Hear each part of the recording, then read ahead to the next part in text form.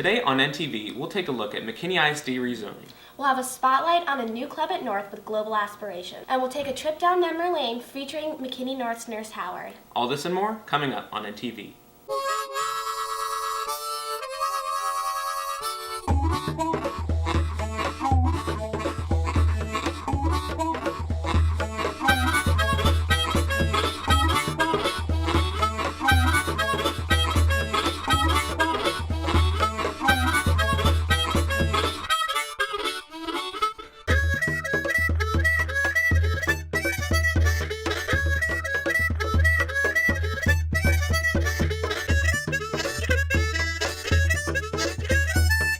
Hi, I'm Julian Esparza. And I'm Jordan Early. McKinney ISD has recently made some changes to its school zoning plans, leaving many concerned about where they will be attending school. Now to put the rumors to rest, here's Lauren Dodge. McKinney ISD has called for rezoning for the 2014 and 2015 school year. According to McKinney ISD spokesperson Cody Cunningham, the reasoning for this is simply a result of McKinney High's new additions along with McKinney Boyd's overcapacity.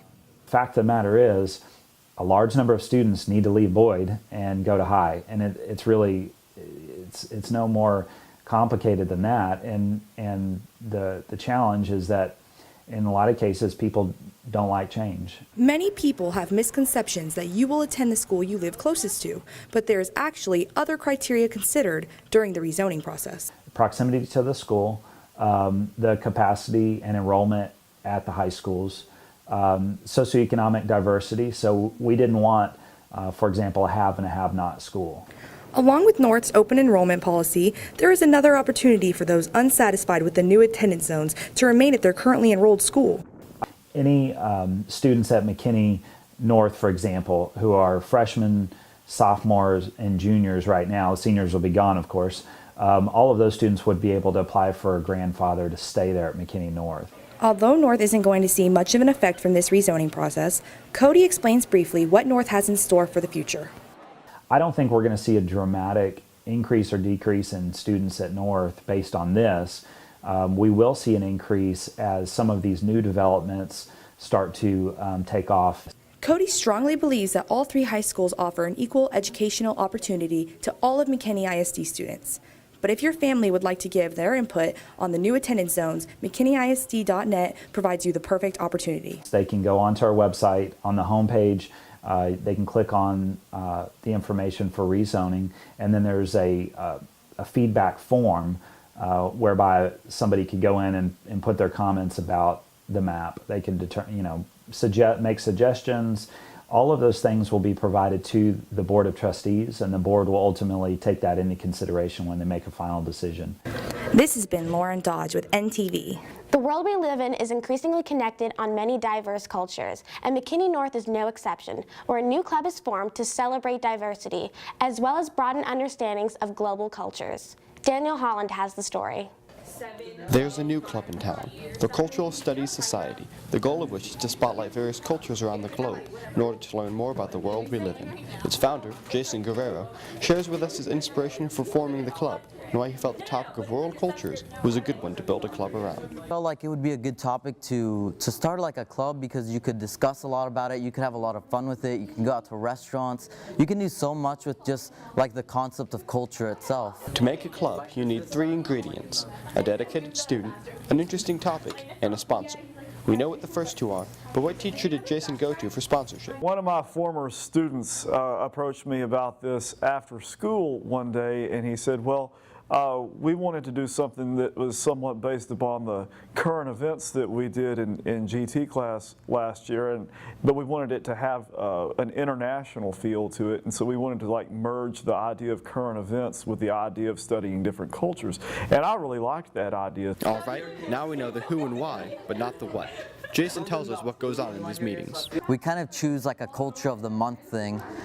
This November we chose like the Jewish culture as like a culture to talk about with Hanukkah coming up, and several other things we can do with that. So we have a meeting, we choose what we want to do, and then the next meeting, everyone tries to bring in something relating to the culture that we chose at the previous meeting. This sounds like an interesting club, but all the best activities combine interest with value. In this case, it's preparation for your future career. Anything you kind of get into can somehow be related back to like interactions with other countries and other cultures and just like a variety of people all over the world.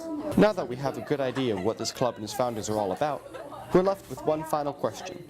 If these two could travel to any country in the world, what would it be? I took AP World History sophomore year, and we learned about like all the different kinds of dynasties in China. You have the Great Wall of China. I've always wanted to be on there. Like, it'd be pretty cool. Ireland, because I'm predominantly Irish, and everything that I've seen leads me to that. It just looks like a beautiful countryside and really friendly people, and it just seems like a culture that I would want to learn a lot more about. China and Ireland. Diverse answers for a diverse group. If you have some free time, stop on by for one of their meetings, held after school twice a month in Mr. Cochrana's room. All you need to bring is an open mind and cultural curiosity. This has been Daniel Holland for NTV. This year's When I Was 17 segments have proven to be a favorite among teachers and students alike. As such, these will remain a reoccurring segment on NTV. Here's another installment with McKinney North's beloved nurse, Mrs. Melinda Howard. In 1979, Nurse Melinda Howard was 17 years old. She attended Amarillo High School, a school massive compared to North. I think I graduated 465th or something like that out of 714, roughly 700 plus kids. So it was a big school. Some might expect that Nurse Howard was interested in science and math in high school, but she actually focused on more artistic pursuits.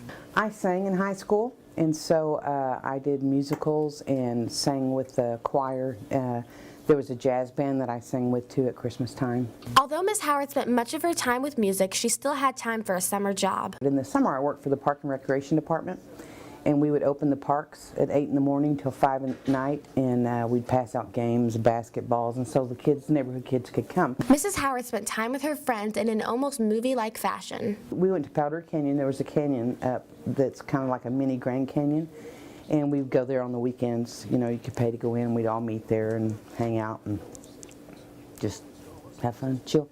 In high school, Mrs. Howard sported what most would expect a teenager in the 70s would wear. You know, hip buckers were out by then. Bell bottoms were kind of in. Big hair was kind of, it was more like a hippie look, you know what I mean? Toward the later part, I guess, of my 17, almost turned 18, when women started wearing men's ties and vests, you know, kind of that look, so I kind of got into that a little bit. But unlike at North, Mrs. Howard enjoyed an open campus at her high school. We left campus at lunchtime until we figured out that all the boys on the football team ate lunch at the school, so then we went to stay in the cafeteria and ate lunch. Speaking of her interest in boys, Mrs. Howard had a memorable double date in high school. My best friend and I went on a double date one time, and this guy had this Mustang that was he'd redone this old Mustang. It was a classic, and he turned the corner and the wheel fell off. And so his friend had to get out, and they were college guys that we dated, and they had to get out and get the wheel and put it back on the car. And you know, we laughed so hard in the car, and then we got in, and they were so embarrassed we couldn't laugh anymore. But gosh, it was the funniest thing ever. Of course, I kind of cut the date short, but I'll just never forget that. Next time, we'll take a look at biology teacher Miss Linen, who's not far from the high school she attended. Course enrollments are coming up, and we here at NTV have prepared a behind-the-scenes look at the audio-video production course.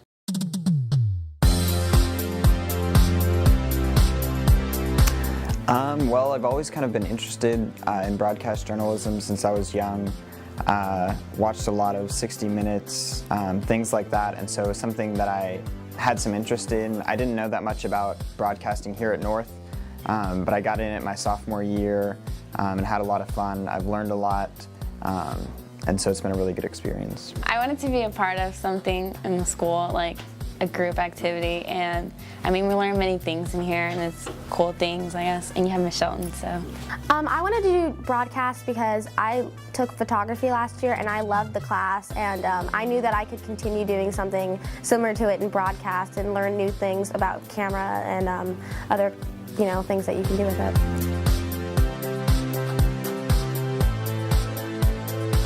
It's enhanced my overall high school experience by like people know me, but you know, people have already known me for a while now. But you know, but yeah, it's just like it's a great class.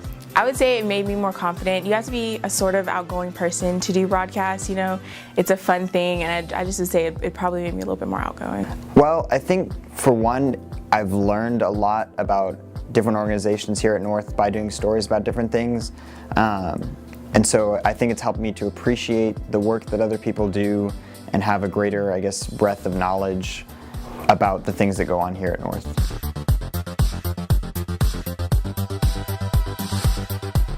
Well, you need to be hardworking first and foremost. That's probably the most important quality because it is a lot of work. It's not necessarily hard work, but it is a lot of work. Honestly, just a love for the camera, because I mean, everything comes after that. As long as you love being behind the camera, taking pictures, taking videos, everything else will fall into place. And self-confidence in yourself, especially when you're anchoring in front of a camera. Just responsibility, just getting your stuff done.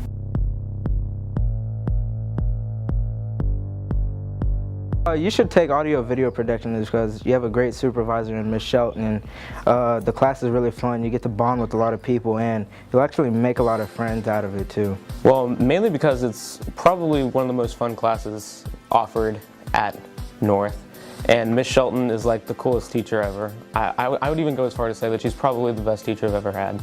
So, and we get to go on conventions. We went to San Francisco last year, and next year we're going to Washington, D.C. hopefully. And it's just a really fun class. People should take audio video production because it's just a great class where we have so many different kinds of people to work with, and you know, at the end of the week when we put out our shows, it's really great coming together, watching them and seeing how we did, and you know, you get to learn many new things about the schools and you know, the people that we go to school with, and so it's really cool.